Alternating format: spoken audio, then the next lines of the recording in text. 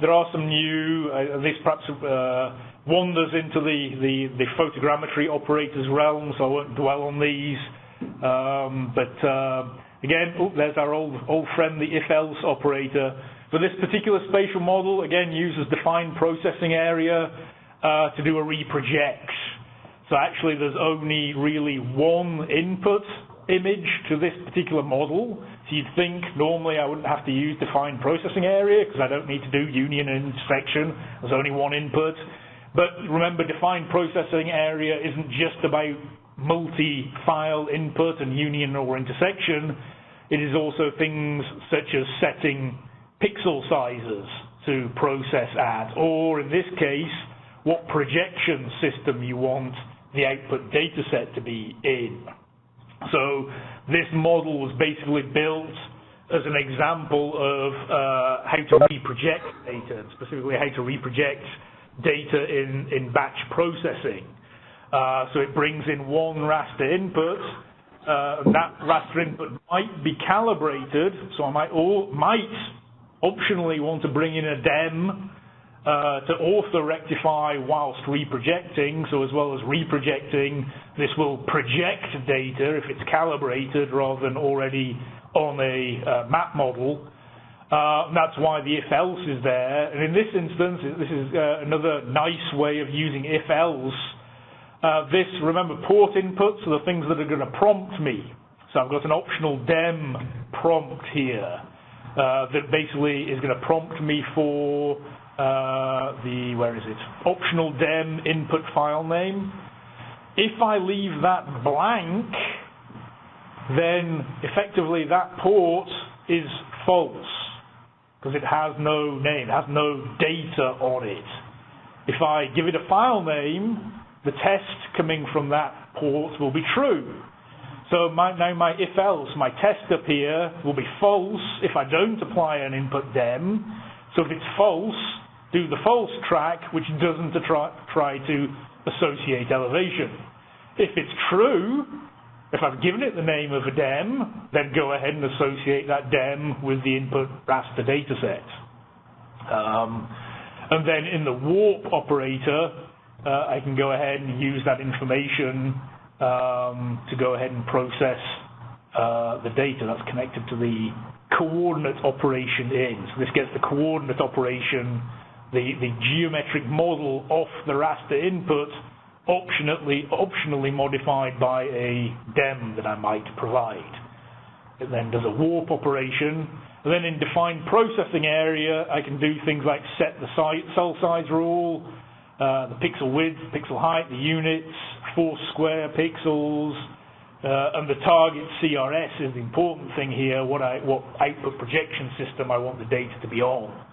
So it's a different use for defined processing area, where I might just want, hey, all my data comes in one projection system, but I might want the end results to be in a different pixel size, a different projection system, etc., etc.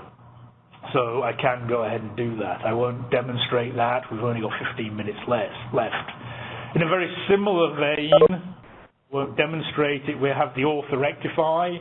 So this is using the Orthorectify operator, which is very similar to that of warp and defined processing area, but obviously really is expecting an input image with a 3D geometric model on the header. And again, I can use my new friend, if-else, to optionally provide my elevation data and bring it in, similar sorts of things. And again, I can do this and set this up for use to batch orthorectify a large number of calibrated input images.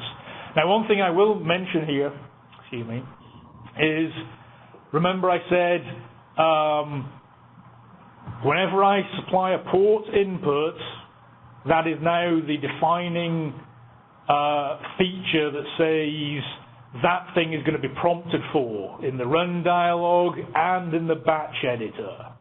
So if I've got a port input on pixel width and I say run this in batch, that is going to be presented as a variable in the batch editor. Now, if I'm going to batch orthorectify 100 images and they all are going to be 1 meter output pixel size, I really don't want to be prompted to have to fill in the variable of 1 by 1 by meters and 3 separate prompts in the batch tool for every one of my input file list. So although I say this is set up for batch, it's set up for the totally generic scenario of batch. If I actually want these, if I want to set up a batch run where they're all going to be 1 by 1 by meters, go ahead and delete these port inputs and set those values on the ports. Now, because they don't have port inputs, when I send this to the batch tool, it's not going to put those in as prompted variables that I have to fill in. Everything I feed through will become a 1 by 1 meter-based pixel output size.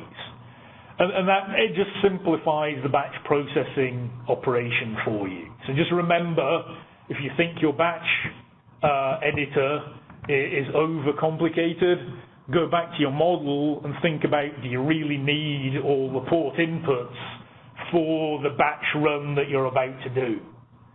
And obviously, don't save it that way. You want to save the generic variant or the variant you use most frequently.